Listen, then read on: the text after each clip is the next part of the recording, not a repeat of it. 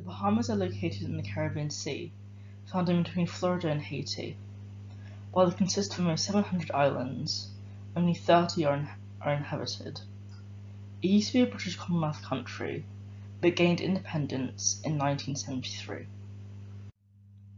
As a result of its geographical location, the Bahamas is susceptible to hurricanes. On average, hurricanes hit the Bahamas around 4 times a year, and some leave catastrophic damage, as exemplified by Hurricanes Irma and Dorian. Hurricanes are most likely to occur from June to November. NASA found that hurricanes may be a side effect of global warming.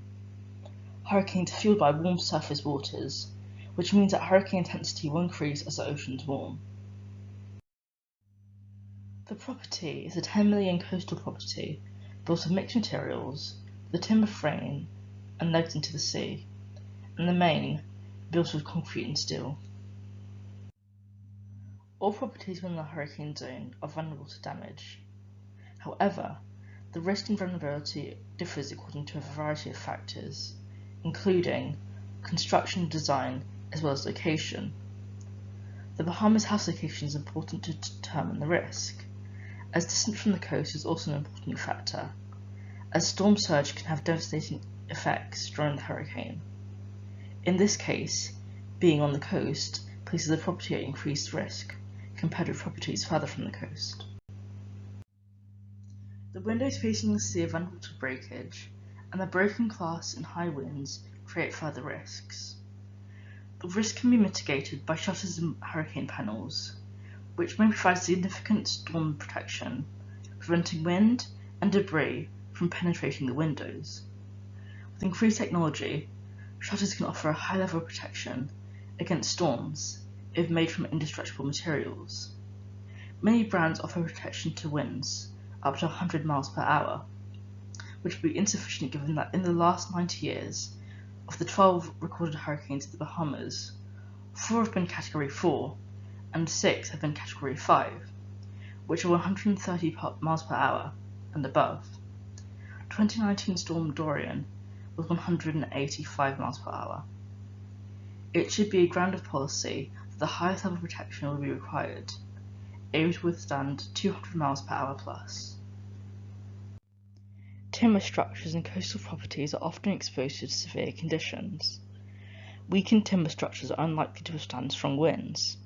Therefore, to mitigate the risk, the policy is to stipulate that the frame be pressure treated to slow the rate of rot and deterioration. As for the poles, changes in salt levels and temperature of sea water, which are both factors in global warming, can lead to the spreading of wood-degrading organisms. As shown by this property, that shows the force of 155-mile winds from Hurricane Michael in Florida, construction can make all the difference. The reinforced steel construction gave this building the added resilience that the neighbouring property did not have.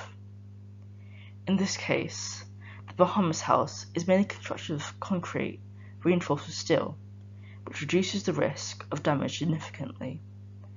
Nevertheless, this does not mean that there is no risk, as corrosion of reinforcing steel is the leading cause of deterioration in concrete.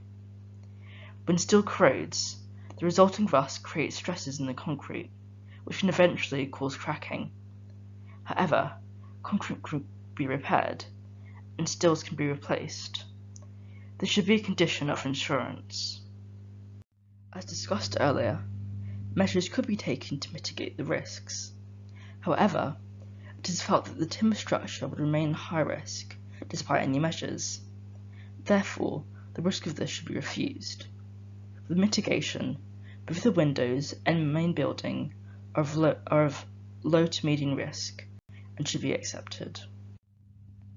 Taking account of the available hurricane data, issue of global warming, the property construction susceptibility, location, and vulnerability reduction measures, I calculate, based on wind speeds and frequency over the period of available data, that the estimated annual loss is £466,666.67.